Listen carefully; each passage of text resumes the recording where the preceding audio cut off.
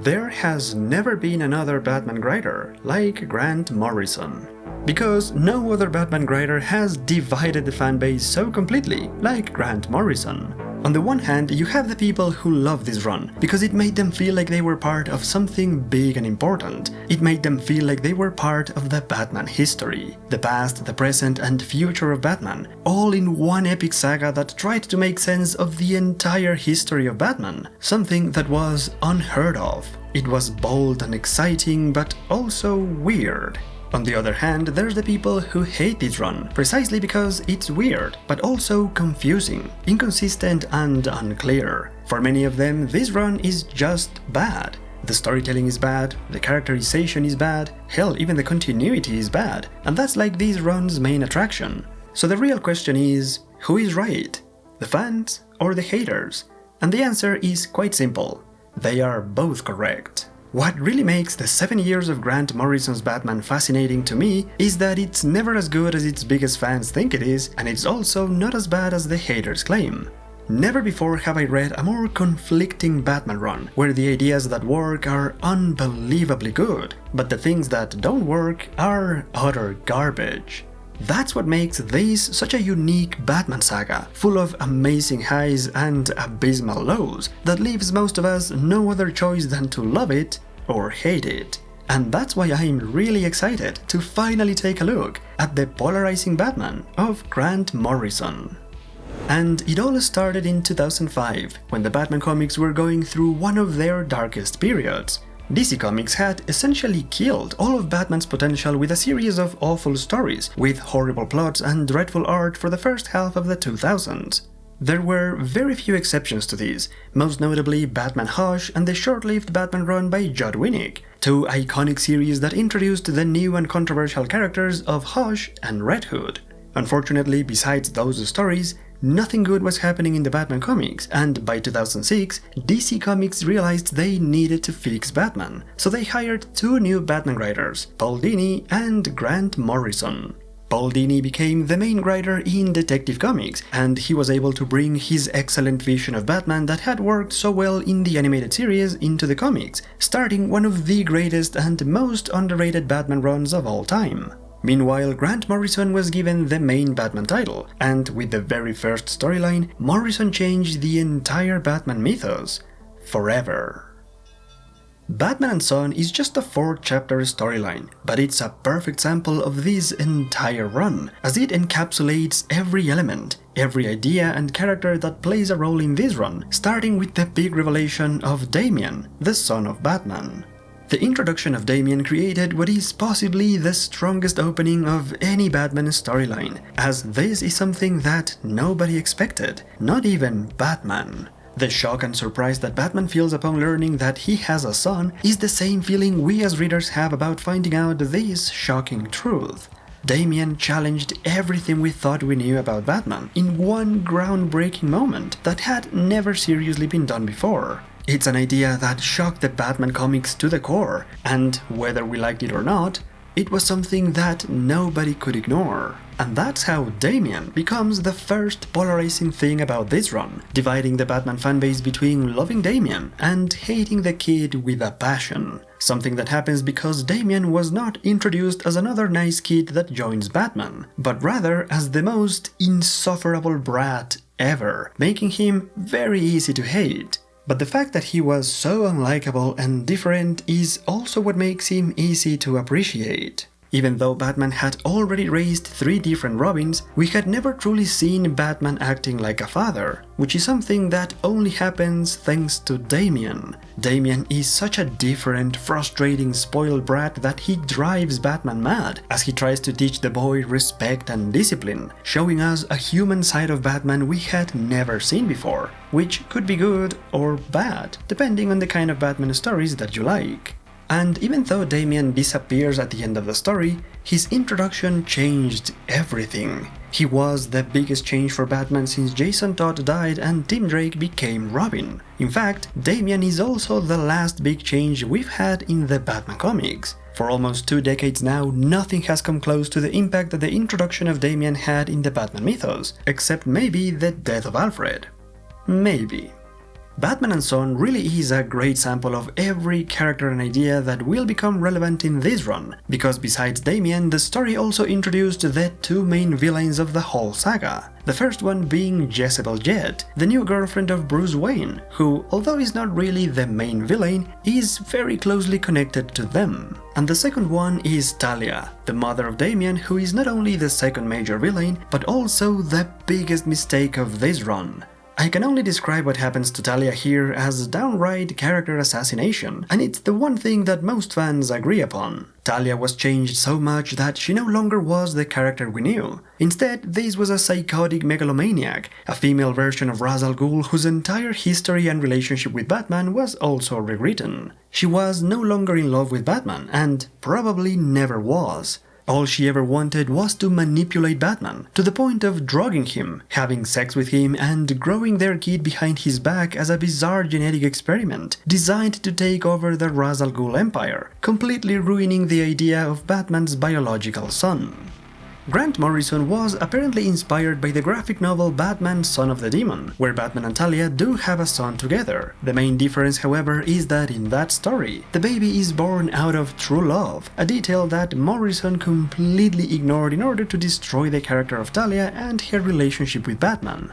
And that is one of the major recurring themes of this run, bringing back forgotten ideas from the older comics and changing them completely to fit this new and twisted narrative. Another example are the League of Assassins and Man-Bat, two concepts, two ideas that were created in the 1970s, and that Morrison brings back now in order to combine the two of them into one single new idea, introducing them as an army of ninja Man-Bats. The ninja Man-Bats are actually very cool to look at, but besides looking cool, they serve no storytelling purpose. Something similar also happened to the Spook, one of the most unique Batman villains of the Bronze Age, who was brought back only to be killed by Damian, to show the dangerous and brutal nature of the kid. This run is overloaded with such references, which only really work if you actually know your Batman history. Take for example the opening sequence of the story, where a fake Batman shoots the Joker in the face. In the background of this moment we get a glimpse of the original Joker copter, which was created in the 1940s but was never seen again until now. Then, when the real Batman saves the Joker, he walks down the streets of Gotham, where all the walls are full of graffiti with the word Sur-En-Arr, which is a reference to the Silver Age story, where Batman meets his counterpart in the planet of Sur-En-Arr. But if you don't know any of this stuff, none of this will make any sense. These references simply start showing up without any explanation, and it slowly starts to feel as if the entire Batman history and continuity have begun to unravel, creating this strange feeling of uncertainty, of seeing things appearing where they don't belong, which is confusing for many, but fascinating for others, like me, who enjoys finding the most obscure references to older stories, which is sometimes the only real fun to have in this run. For all that and more, Batman and Son is a great start, establishing a new status quo for Batman and introducing all the relevant characters and ideas of the whole run. I do believe that if you have never read this run before but you want to get into it, this storyline is all you need to read to know if you're going to like it or not. Because there are very few moments in this run that get better than this, and almost everything that comes next is just not as good, especially not the next chapter. Batman 663. The Clown at Midnight is a weird and bizarre character study of the Joker, and the most experimental Batman comic ever. The title is a reference to the first Joker story, where he attacks at midnight, but this one also expands the themes and ideas that Morrison first explored in Arkham Asylum, a serious house on Sirius Earth. Just like in that story, Morrison brings back the idea of Joker's super sanity that allows him to reinvent himself. It also explores the character dynamics between Batman and the Joker, elevating them from mortal enemies into godlike entities that are destined to fight for all of eternity. The story follows the Joker as he recovers from his deadly injury in Arkham Asylum. Meanwhile, Batman tracks down Harley Quinn, who has been killing the former henchman of the Joker, using a deadly combination of red and black roses. Eventually, Batman follows Harley all the way to Arkham, arriving at the place exactly at midnight. Harley Quinn thought this was all part of the plan, so that the Joker could kill Batman at midnight, but instead the Joker now wants to kill Harley. This is actually a very interesting story, but there was only one problem about this comic, and it's the fact that it's not a comic. This is a short novel, written in prose, with long paragraphs full of double meanings and complicated words, creating a serious and complex narrative, and I hate it. Because by making this a short novel, it's telling us that the medium, the visual storytelling of comics, was just not good enough for all the grandiose ideas of this chapter. The only thing we get as far as art goes are these awful illustrations, which makes this a great extension of the Arkham Asylum graphic novel, as both of them are extremely pretentious ways of making a comic book. Thankfully, this was only one chapter, and things got back on track in the next one. It was called The Three Ghosts of Batman, and it finally explains a little bit about the fake Batman that shot the Joker in Chapter 1. This man was actually part of a group of 3 bizarre Batmen, and the second one is introduced in this chapter. However, this second fake Batman looks more like Bane, and after fighting this hulking monster, Bruce remembers that he already knew this fake Batman from a dream he had, except now he's no longer sure it was only a dream. This chapter makes it quite obvious that Morrison did have a master plan for this whole run, but the way the information is given to us is frustrating, creating more questions than providing answers. The only real explanation we get is that Batman wrote down these dreams in the Black Case book, a book where Batman keeps record of bizarre encounters and dreams, including supernatural and sci-fi adventures.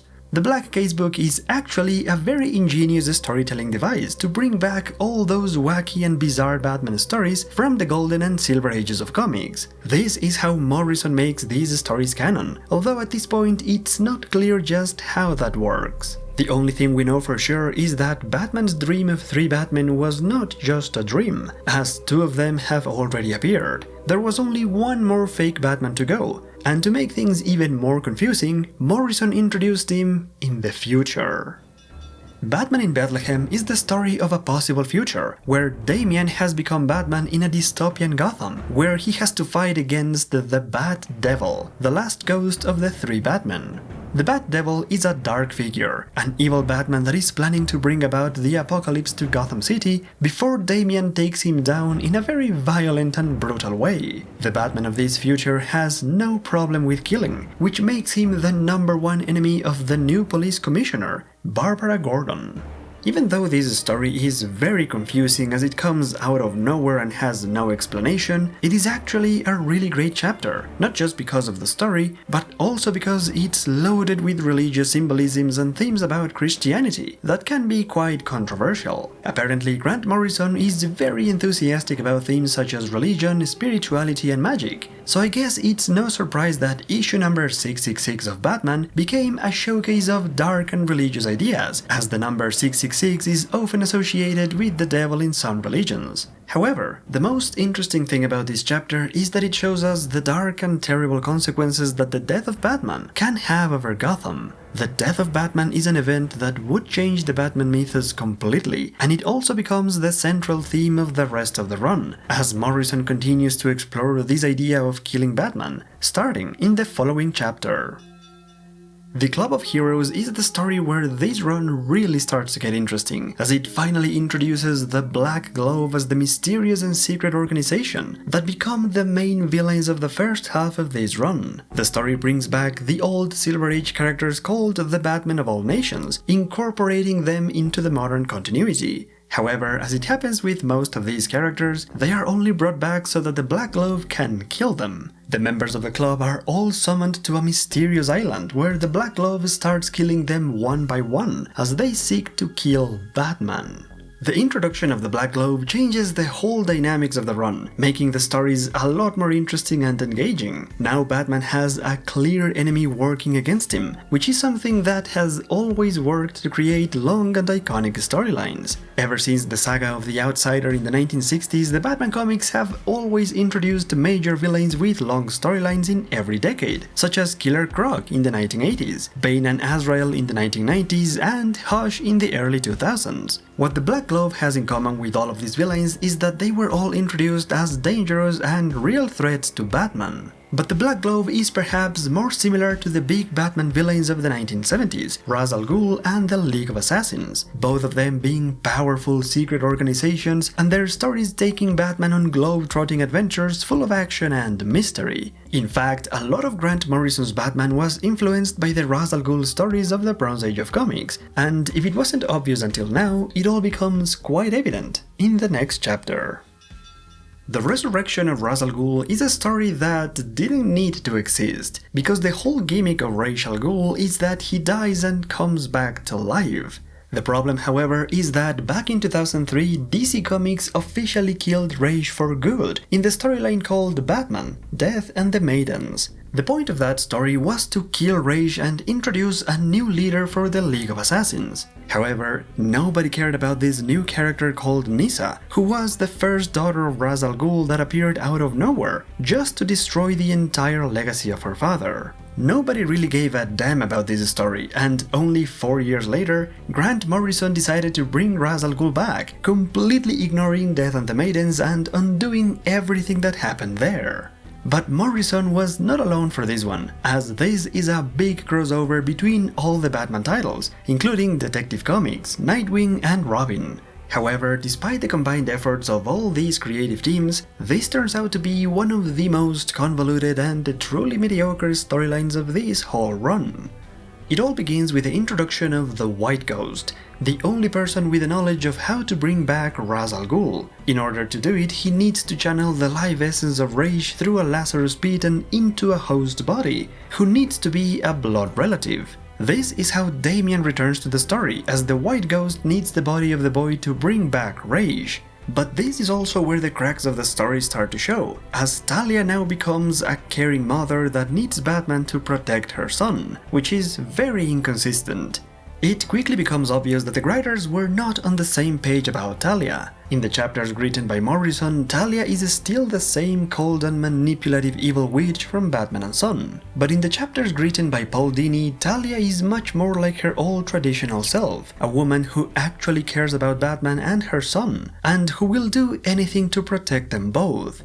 The Paul Dini chapters are the most entertaining and enjoyable, as he came up with some of the most fun moments of the story, including Tim Drake joking about Ra's trying to tempt him with pretty girls, or Batman reassuring Talia about the safety of their son, and actually trying to make her smile as they break into the stronghold of Ra's. Or the best moment of the story, when Alfred takes down Ubu by literally knocking him in the nuts.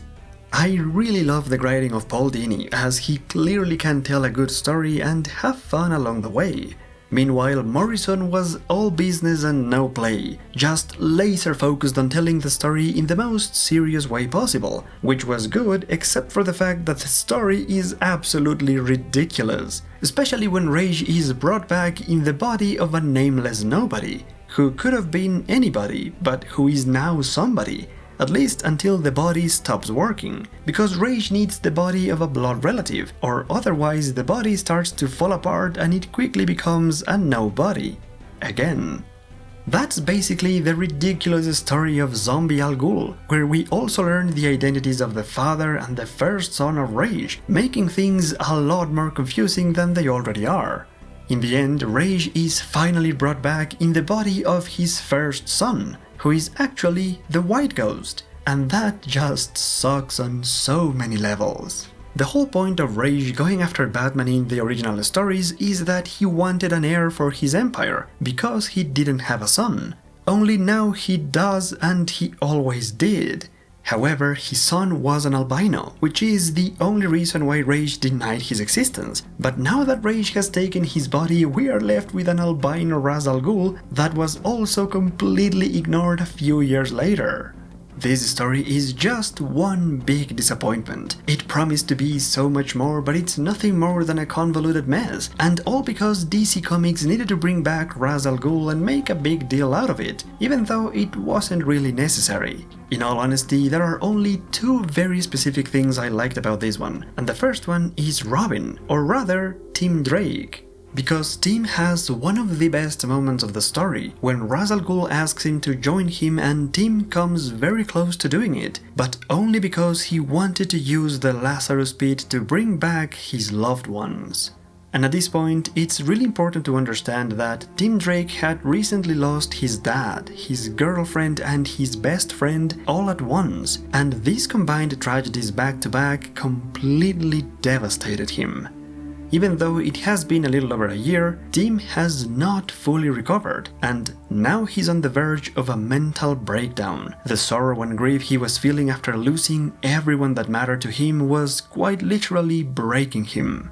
Tim was so desperate that he even took a sample of the Lazarus Pit to bring back the people he loved, and when Nightwing tried to stop him, Tim lashed out against him, asking him why is it that only twisted and evil men like Ra's al Ghul and Jason Todd get a second chance at life, but not the people that he loves. That's the most powerful Tim Drake moment ever, as he becomes self-aware about how intentionally unfair the world of comics is against heroes like him. And this tragic moment reminded me of this video by Natrix Nate, which, by the way, you should definitely watch too. In this video, Nate talks about all the issues with Tim and how the character has been essentially left behind. And for the most part, I agree. And I think there was only one solution to that problem, but it had to happen around this time, back in 2007.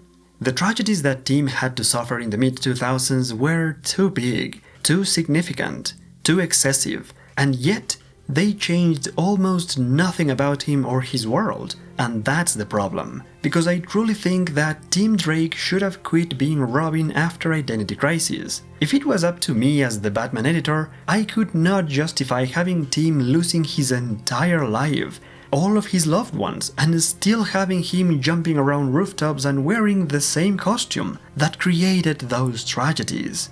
If it was up to me, I would have done the same thing that the DC animated universe did, and put an end to Tim Drake's Robin after his most traumatic experience. That's what should have happened after Identity Crisis. Tim Drake should have quit being Robin, like he already did in the past for even lesser reasons. Not only it would have made perfect sense for the character, it would have also allowed a clean introduction for Damian as the new Robin, without creating this artificial tension and conflict between them. But it was just not meant to be, and that's unfortunate. Still, that doesn't take away my enjoyment of this fantastic and powerful moment. But before I went on this tangent, I said I liked two things about the resurrection of Ra's al Ghul, and the second one is the start of Tony Daniel as the new Batman artist. His dynamic art style with bold and big moments and his iconic Batman are a perfect fit for these bizarre stories, with references upon references to old stories and characters that sometimes don't even make sense. The collaboration of Grant Morrison and Tony Daniel is without a question the highlight of the whole run, becoming one of the best creative teams in the history of Batman, mostly thanks to the amazing work that they did in the following chapters, which are by far some of the most iconic and convoluted of this entire run. As the end of the first half of this run draws near, the mystery of the three Batmen starts to unfold when the Bat Devil shows up in the present time, attacking Commissioner Gordon and shooting at Batman, causing him to have a heart attack. And it's here where the story starts to come undone, as we are no longer sure if what's happening is real, or if it's all just part of the fever dream that Batman is having as he slowly starts to die. The first sign that something is completely wrong is the return of Batmite, the magical imp from the fifth dimension that only existed in the Silver Age of comics. Batmite had been banished from the Batman comics since the mid-1960s, but now he's back somehow, and his return opened the floodgates of continuity as Morrison starts to incorporate even more forgotten Batman stories. What follows is an unprecedented amount of references, from the original Batman stories of the first year of the Golden Age to some of the most outlandish adventures of the Silver Age.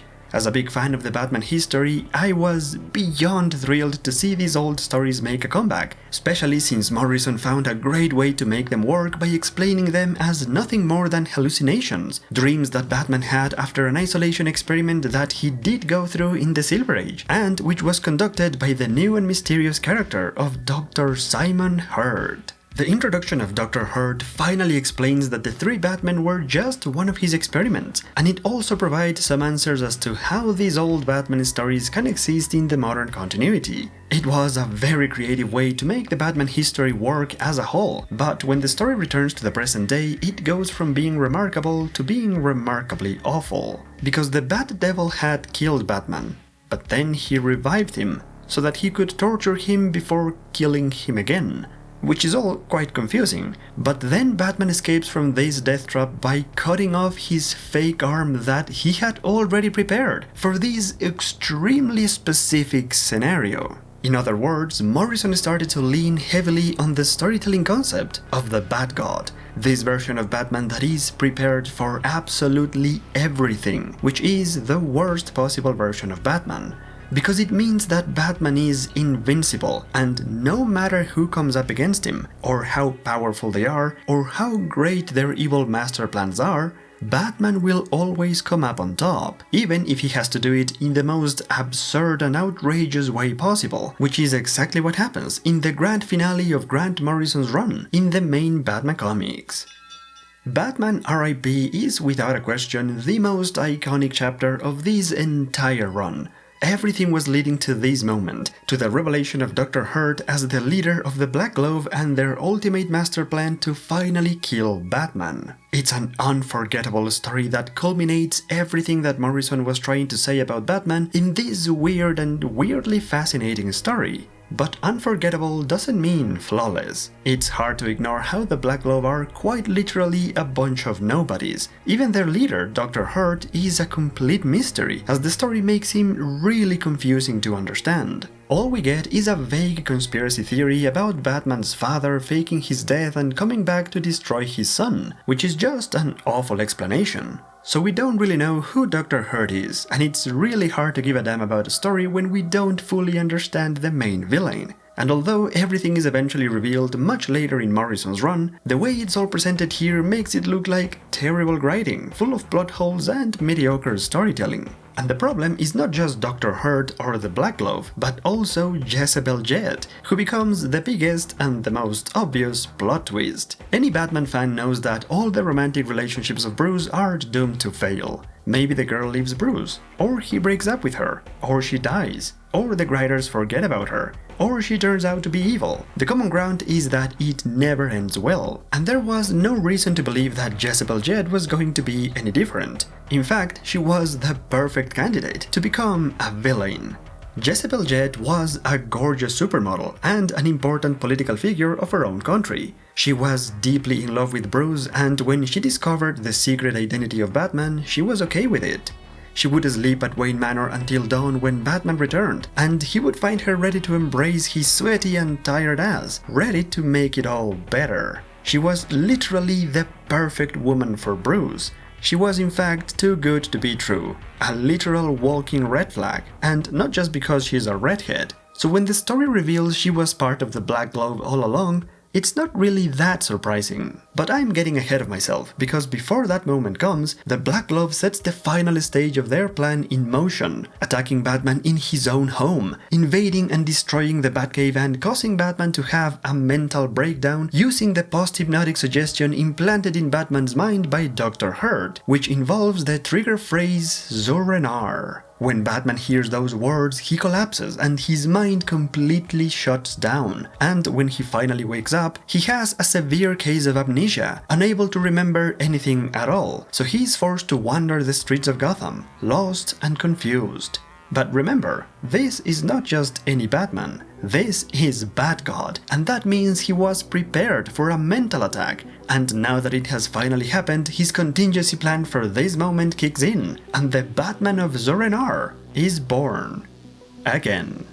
It's an awesome moment, but it's exactly why I don't like Bat-God, because there's nothing that can take this Batman down. Even after destroying his mind entirely, he finds a way to get back up with a backup personality that is modeled after the Batman of Planet X, which is the only interesting thing about it. It really doesn't make any sense, but at this point, it doesn't matter. There are way too many references to old Batman stories that don't fit in this continuity, and keeping track of them is actually pointless, because the only point of Grant Morrison's run in Batman is to bring attention to these forgotten stories, even when it doesn't make sense. It's what I call Grant Morrison's iconic nonsense, because despite the fact that most of these references are extremely confusing, they are at the same time fascinating. I particularly like how Morrison uses Batmite, the most confusing Batman character, to clearly explain everything, from the experiment of Dr. Hurt to the backup personality and the Batman hallucinations. All of it is clearly explained by Batmite, who becomes the voice of reason for a Batman that has become completely unreasonable. This is a Batman that has actual conversations with gargoyles before pulling out one of his own teeth with nothing but a rusty knife, and he does all of that while dressed like a clown. As much as I want to, I just can't take this story seriously anymore. Back when I read R.I.P. for the first time many years ago, I did take it seriously because I didn't know any better, and I didn't understand half of it. Now, after reading Batman comics for decades, I still don't understand it. But now I can laugh with it, as I truly think this chapter is one of the funniest Batman comics ever created. Funny and also interesting, because the Batman of Zur-En-Arrh is what happens when you remove Bruce Wayne entirely. Zur-En-Arrh is 100% just Batman, and I think that's brilliant, because it destroys the idea that Bruce Wayne is just the mask and Batman is the real man. This right here shows us what exactly a Batman without Bruce Wayne looks like, and it's not good. It's a very extreme and unusual way to show that Batman and Bruce Wayne complement each other, but it's really effective. It's perhaps the one thing that Morrison got right about Batman. Well, that and his relationship with the Joker, especially in the final battle. The final chapters of R.I.P. bring Batman down like never before. The first chapter does it in a symphony of black and red, as Batman finally recovers his mind and goes into Arkham Asylum, where the Black Glove has prepared a black and red theme party for the downfall of Batman. This chapter is literally dedicated to showcase how the black and red colors destroy Batman, connecting this theme with the deadly roses that Joker used way back at the start of the run. The whole chapter is full of red and black things, from the gambling roulette at the start of the chapter to the tiles in the room where Batman and Joker fight, which is also entirely decorated with the same colors, red and black. The colors of the playing cards, the colors of Harley Quinn, the Clown at Midnight. Hell, even Jezebel Jed is finally revealed as one of the bad guys, and she's a black redhead. It's clever, but maybe too clever for its own good, because after Batman goes down, the whole theme of two colors doesn't matter anymore. Instead, it's all about Batman once again beating the impossible, digging himself out of his own grave to stop the bad guys. It's Bat God all over again, except this time there is no happy ending. As the story comes to an end, Dr. Hurt remains a mystery, and the only thing we know for sure about him is that he was obsessed with Batman and wanted to destroy him. Basically the same thing as Bane and Hush, just another generic madman who wants to defeat Batman, and at this point, that's just boring. Which is exactly why I love the Joker in this chapter, as he tells Hurt and the Black Glove how pathetic they all are for thinking they can defeat Batman. It's really nice to see someone telling Hurt that he's an upstart who will never measure up against the more iconic Batman villains, because it's absolutely true. What makes villains like the Joker and Two-Face great is that you can tell hundreds of different stories with them, because every single time they want something different, and Batman is always there to stop them. That's what makes them iconic.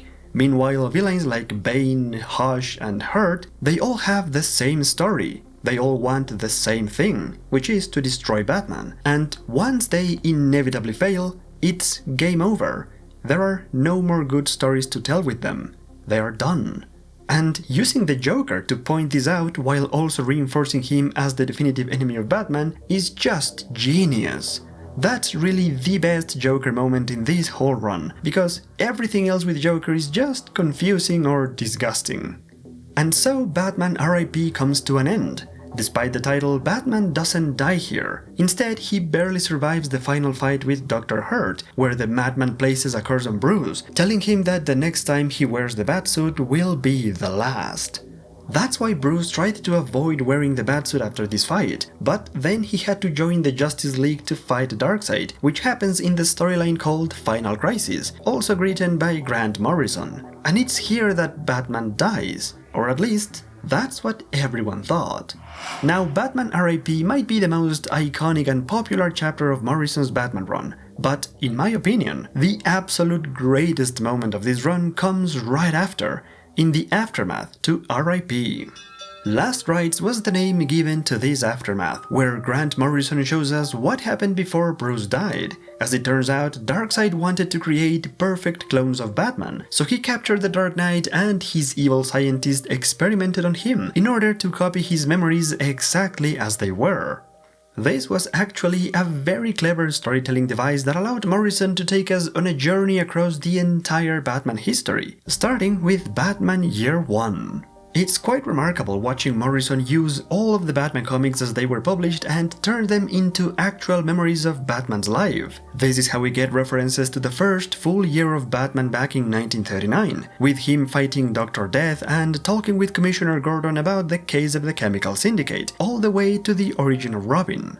The memories then take us through all the changes in the Batman comics across every single decade, like how he became a friendly crime fighter with Robin against the more iconic enemies of the 1940s, and then how Batman truly fell in love with the original Batwoman, showcasing the kind of stories Batman had in the 1950s. These memories also reveal that it was Kathy Kane who left Bruce, breaking his heart and causing Batman to become darker. Batman was so heartbroken and depressed that he decided to volunteer for the isolation experiment of Dr. Hurt, kickstarting all the bizarre adventures of the Silver Age.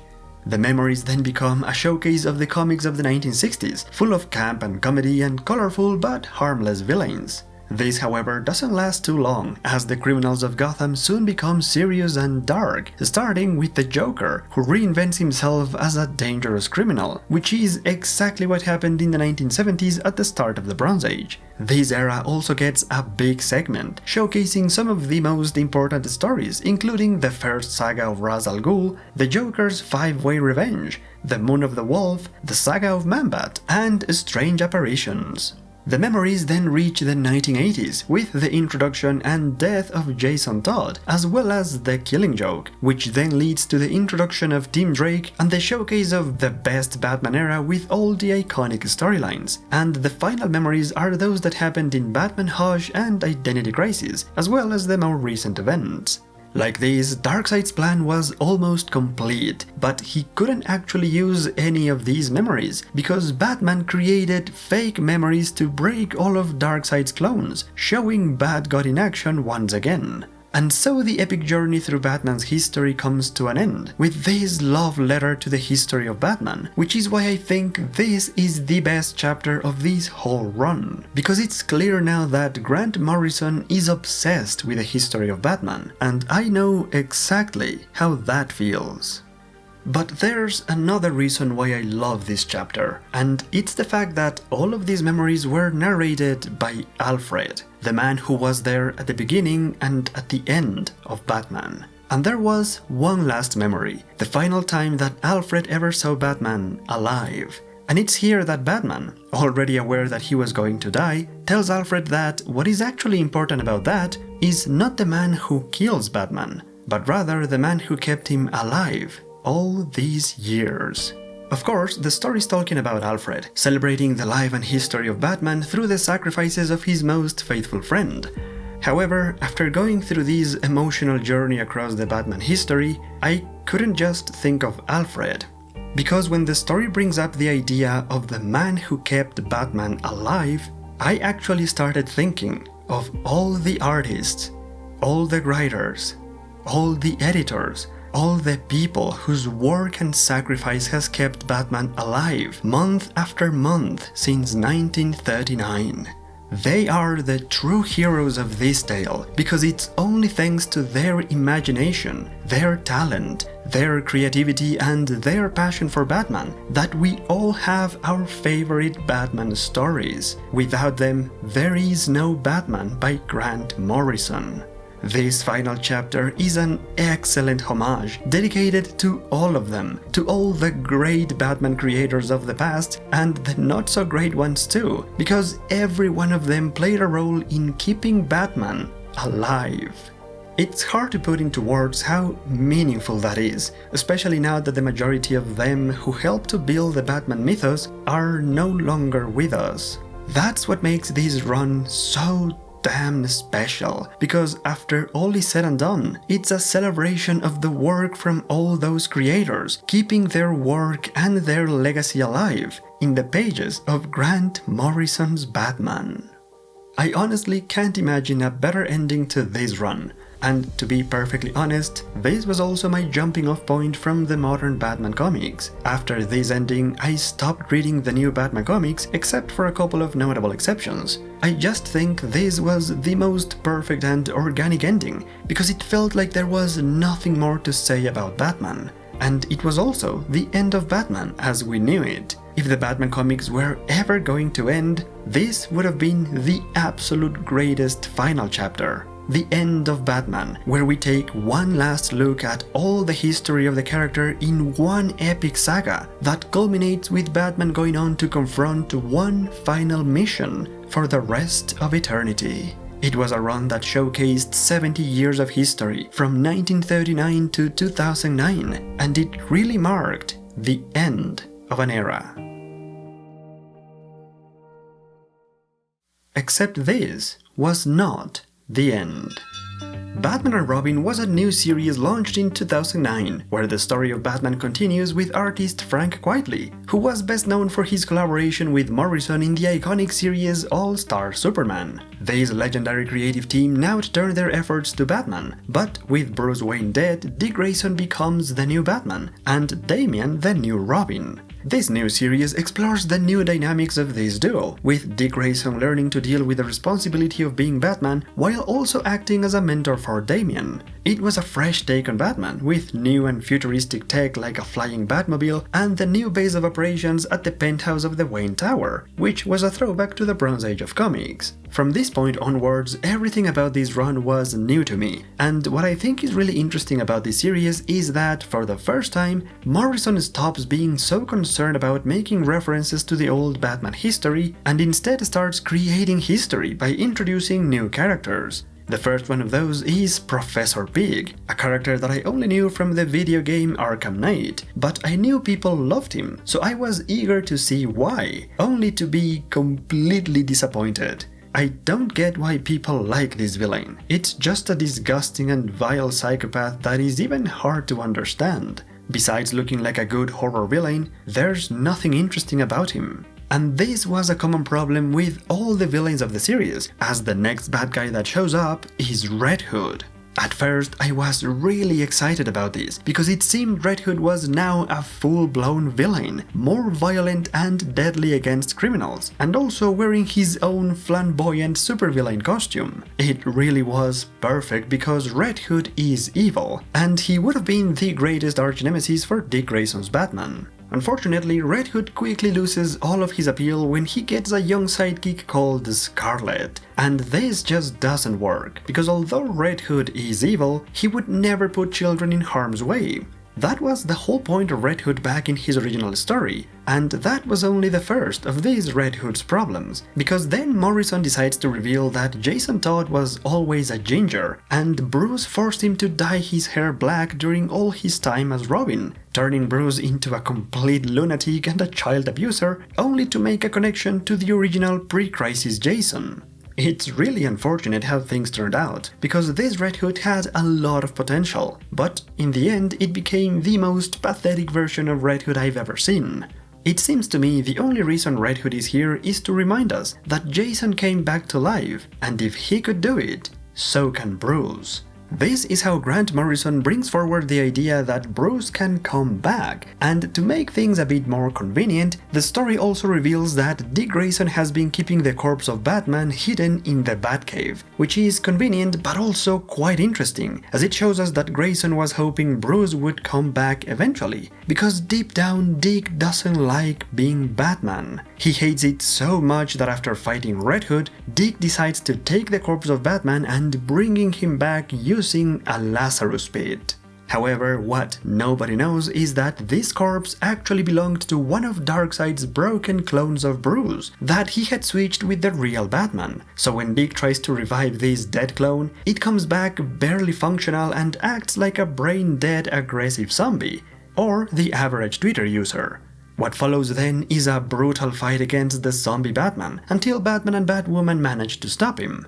The only question left was, where the hell was the real Bruce Wayne? Or rather, when was him? This is how the Batman and Robin series starts to focus on the mystery behind the death of Bruce. While Batman and Robin investigate the possible whereabouts of Bruce, Dr. Hurt returns with a new plan to destroy Batman, and the series enters into the final stage. But in order to fully appreciate the climax of the series, we first need to know what was going on with Bruce Wayne. Following the death of Batman, Grant Morrison created one more story in Batman number 700, a story about a murder mystery that happens in the past, the present, and possible futures of Batman. And in order to make it happen, Morrison brought back the forgotten character of Professor Carter Nichols, the time-traveling expert from Batman's Golden Age of comics. This story is a little time-traveling adventure that takes a look at Batman's past, which looks straight out of the 1960s, then a present story with Dick and Damian, and finally all the possible futures of Batman. And it seems to me that Morrison really liked this idea, because only a few months later Bruce Wayne returns precisely with a time-traveling adventure. The Return of Bruce Wayne was a short storyline that follows Bruce on his epic journey across time and space. Darkseid had actually sent Bruce back to the prehistoric days of Gotham, and with a severe case of amnesia, once again, Bruce has to find his way back to the present as he keeps jumping forward in time. This is how we get a caveman Batman, wearing the skin of a giant bat, but also Pilgrim Batman, Pirate Batman, Cowboy Batman, and you get the idea. The only problem was that if Batman managed to make it back to the present, reality would be destroyed. It was all part of Darkseid's plan, and to make sure it happened, he sent a dark creature to follow Batman across time, a creature called the Hyperadapter, which was made of pure Omega energy, and which could take the shape of anything. The creature followed Bruce across time, gathering more Omega energy with each time jump until it finally infested Batman's mind and body in the present, where it was ready to destroy everything. However, this is Batgod we're talking about, so of course he already had a plan to stop the creature, and with help from all his friends and allies in the Justice League, they beat the monster, trap it in a time machine and send it all the way back to the prehistoric time, where the creature becomes a giant bat and is killed by cavemen, becoming like this the skin that Bruce originally wore, turning himself into a time paradox where Bruce is the reason Batman exists. The Return of Bruce Wayne could be one of the most fun adventures of this whole run, or it could give you a massive headache trying to understand it. Watching Batman in different time periods is really awesome, but many of the things that happen in the storyline won't really make sense unless you've actually read the whole run. And that's the big problem about it. You actually need to read all of Morrison's Batman not just to fully appreciate it, but to fully understand it. From the Arkham Asylum graphic novel of the 80s to the Batman moments written by Morrison in the 52 series. It's simply impossible to pick up any random chapter of this run and get it, because everything in this run is interconnected, and Morrison likes to keep the explanations until the very end of it all. The best example of that is Dr. Hurt, the main villain of the whole saga who was never actually explained until the very final chapters of The Return of Bruce Wayne and the Batman and Robin series. Only in these final chapters the whole truth about Dr. Hurt is revealed. He was in fact Thomas Wayne, just not Bruce's father. He was a Thomas Wayne from many generations in the past, who was disowned and removed from the Wayne family because he was a cultist who practiced dark magic and Satanism. This Thomas Wayne was even part of the dark ritual to summon the demon Barbatos, which is something that happened in the storyline Dark Knight, Dark City from the late 1980s. However, Morrison changes the story so that Barbatos is not really a demon, but rather a manifestation of the Hyper-Adapter, the dark-side creature that took the shape of a bat. Thomas Wayne managed to tap into the Omega energy of this monster, which in turn allowed him to become practically immortal. However, this also poisoned his mind, because the whole purpose of the Hyper-Adapter was to destroy Batman, and when Thomas started drinking the blood of this monster, one of the side effects was that he also became obsessed with destroying Batman. This is how Thomas Wayne also slowly started to descend into madness, and in the present time, Bruce's father, the modern Thomas Wayne, even tried to help him, keeping him locked in a hidden room in Wayne Manor to treat him. Unfortunately, this only made matters worse, as the old Thomas Wayne started to believe he was in fact Dr. Thomas Wayne. And then, as part of his master plan to bring down Batman, he created the fake identity of Dr. Simon Hurt. And only once all of that has been explained, the final showdown begins. The fight is brutal, bloody and messy, but Batman won't kill Hurt. He will only hurt Hurt. The villain takes advantage of this and tries to escape, only to be finally killed by the Joker, who was like there all along, hiding under a fake identity, and he's just there at the right time and place to kill Hurt in another convenient twist of this run, which at this point really started to become exhausting. Between Dr. Hurt, the Joker, and the endless amount of references, the story started to feel like it was running around in circles, chasing its own tail without a clear purpose. But this is how the return of Bruce Wayne and Batman and Robin come to an end. The return of Bruce Wayne was obviously inevitable, because killing Bruce was never a real option. But the return of Bruce Wayne also means the ending of the Batman and Robin series. However, that doesn't mean that everything that happened in this series was pointless. Watching Dick Grayson struggle to become Batman and work alongside Damian was really interesting. And Bruce realized that they were actually a great team, as the people of Gotham really like them, even more than him. So Bruce instead decides to keep them as the Batman and Robin in Gotham, while he becomes the Batman of the world. In the most unexpected turn of events, Bruce Wayne announces to the world that he has been funding Batman, and now he's decided to take the franchise to an international level, which is a really bizarre idea, and in this run, that's saying a lot. The whole idea behind Batman Incorporated was based on the first truth of Batman, which Bruce finally remembered when he returned from his time journey. And this truth is that Batman is never alone. He always has help, although he tends to forget that truth every couple of years or so. Nevertheless, this truth explains why Batman suddenly starts to gather all his friends and allies, finally bringing back characters like Oracle, who were removed from the Batman comics since the mid-2000s. And although that's a great thing, Batman now organizes them all to take his crime-fighting mission to every corner of the world, which is like the worst idea ever. I mean, it's already hard for Batman to keep things under control in Gotham, so I've no idea what makes Bruce think he can deal with crime on a global scale. However, it's very quickly revealed that Batman has been monitoring the dangerous rise to power of an evil, secret organization called Leviathan, and so it seems the whole purpose of Batman Incorporated is to stop this new threat to the world, which is actually great. It really makes sense now for Batman to start gathering allies and recruiting new soldiers from different parts of the world, which happens in the new series called Batman Incorporated. And it makes sense because Batman is slowly but surely building an army to fight and stop the evil forces of Leviathan. And for the first time reading this run, I was actually excited about the storyline, as it was very clear and concise, the storytelling was good, and it was building up to be one of the most amazing battles in the Batman comics. Of course, this was still Grant Morrison, so the throwbacks and references to the history of Batman continue, as Grant just can't help it. First, we get the return of Lord Deathman, the obscure and forgotten villain from the Silver Age who makes a comeback while Batman is in Japan, which is perfect because Deathman also showed up in the Bat manga of the 1960s. And while Batman is in Japan, Catwoman gets in a fight with a tentacle monster, because of course it needed to happen. Batman then traveled to Argentina, where he remembered all the history about the original Batwoman, Kathy Kane, revealing how he truly fell in love with her before she simply vanished. Morrison tries really hard to convince us that all of these things actually happened, but it's hard to imagine this happy and light-hearted Batman existing in the same continuity as the Batman of Year One and The Long Halloween. These are two very different versions of Batman that can't really coexist unless you force them to. And that's the problem with some of these references. They only make sense if you force them to. Fortunately, the references don't matter anymore.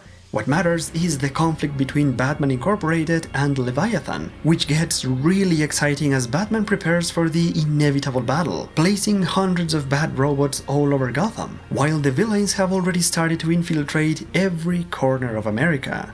There is no building, no organization, no business, no place that Leviathan has not already infiltrated, and they slowly start attacking Batman's allies. The first to fall is the Batman of South Dakota, a Native American hero who goes by the name of Man of Bats with help of his son Raven. When they are attacked by Leviathan, we get this great moment of Batman riding a black horse and bringing the cavalry to make an epic last-minute save. This chapter also gives us the most satisfying punch I have ever seen in a comic. The Man of Bats is one tough SOB, and one of the best members of Batman Incorporated. He fights hard and doesn't go down easily, but in the end he is overpowered by Leviathan, and they almost kill him and his son in a very powerful and almost tragic moment. And I really love this chapter, because it's moments like this one that made Batman Incorporated feel so exciting and interesting, as Leviathan makes Batman look less like a bad god and more like a human who can fail, who can be defeated. The threat of Leviathan felt real, and the efforts of Batman to bring together a group of heroes from around the world was a desperate measure in order to face a danger like Batman had never faced before. It was an incredible storyline, and it was only made better by the fantastic artists that worked in the series.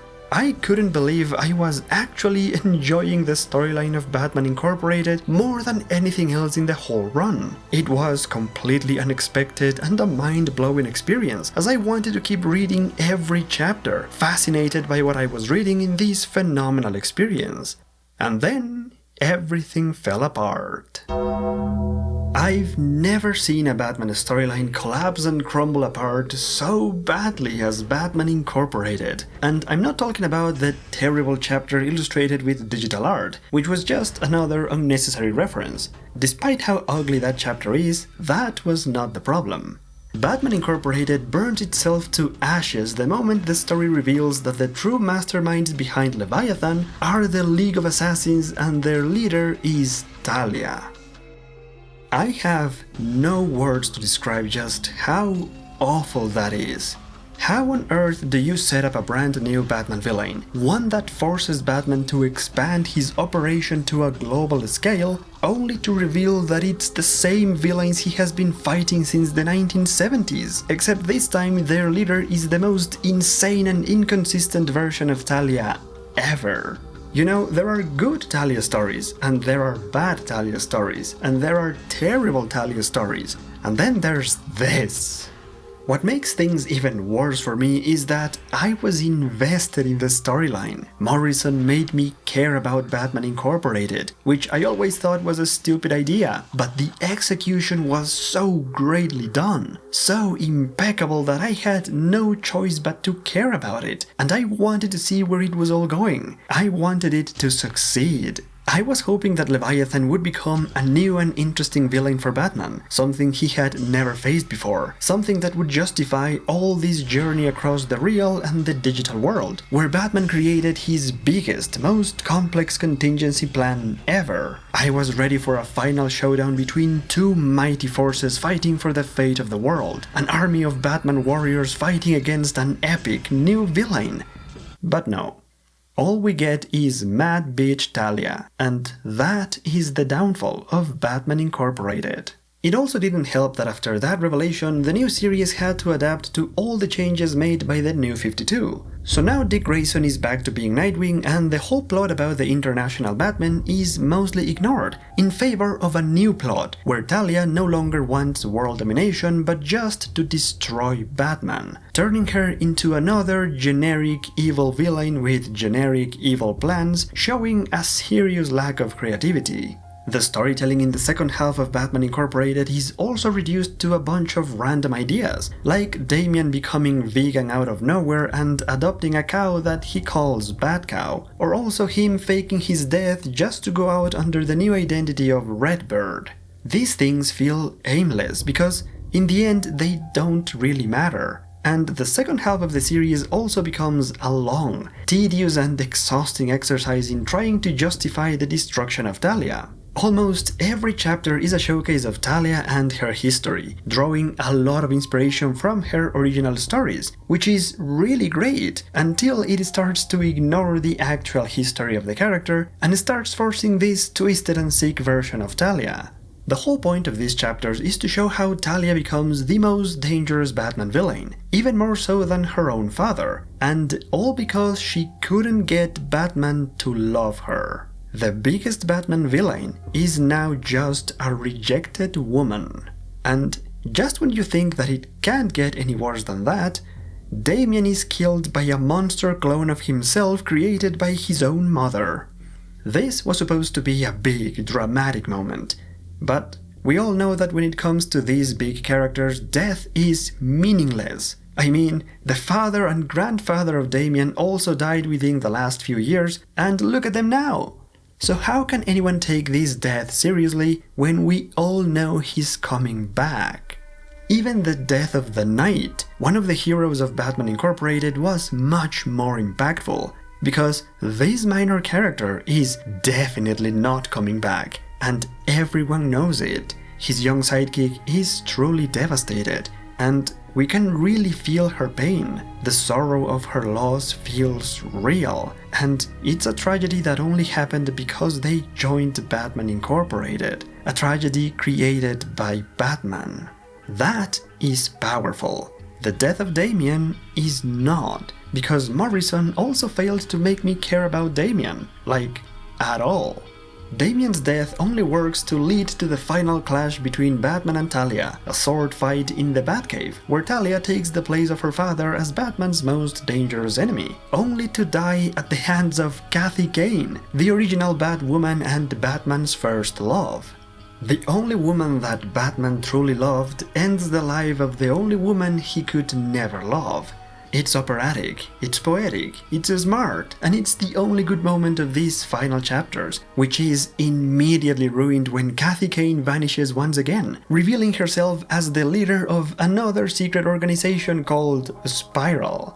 This is the third secret organization of this run, and it really starts to feel like it's aimlessly running around in circles, like the symbol that Morrison started using in this final saga, the symbol of a snake eating its own tail, also known as the Ouroboros. A perfect symbol to describe this run, full of repeated ideas, references and self-references. A run where the Batman comics start to eat their own tail, and become stuck in an endless loop of repetition, always looking at the past to reinvent old ideas over and over and over. And yet, that's one of the main reasons why so many people adore this run. The insane dedication to use the Batman history at every possible chance is the greatest thing about it. Because if you don't know much about it, this run works as a crash course into the fascinating and bizarre history of Batman. And it might even motivate you to pick up some of the old Batman comics. And if you do know your Batman history, then this run becomes a fun game of finding all the references across one of the longest Batman runs ever. That's the biggest strength of this run, and at the same time, its biggest weakness. Making sense of 70 years of comics is not an easy task, and in order to do it, this run sacrifices the storytelling, creating a confusing and frustrating narrative by any standard. Comics are a storytelling medium, and for some of us there's nothing better than a good story, which is exactly what this run doesn't have. Now, don't get me wrong, there is a story in this run, but it's only one. One story that demands that you fully commit to read the 7 years worth of comics of this run entirely, and even challenges you to read things beyond this run to fully understand the one story Grant Morrison was trying to tell. One story that is not about crime fighting or solving mysteries or anything that makes Batman interesting to me. One story that is less of a story and more of a psychological, metaphorical, and historical character study of Batman. One story that takes us on a journey across time and space to remind us that Batman is never alone, that he always has help. The first truth of Batman, which is literally the point of many other Batman stories before this. Stories that I will always choose over this one, because as much as I love the attention and showcase to the history of Batman, I can't get behind this poor attempt at storytelling. I guess what I'm trying to say is that I did not care for Grant Morrison's Batman. And I can already hear you all going, wait, how can you even say that? That's like the perfect Batman. And that's what everyone always says. They bring up all the reasons why they like it, whether it's Batman or Robin making everything canon or Frank Quitely. And yeah, great ideas, great artists. Still, I did not like this run. And I think you already know where I'm going with this bit. Grant Morrison's Batman insists upon itself. And all jokes aside, it really does. It does take forever getting into it, and most of the time it's not even fun.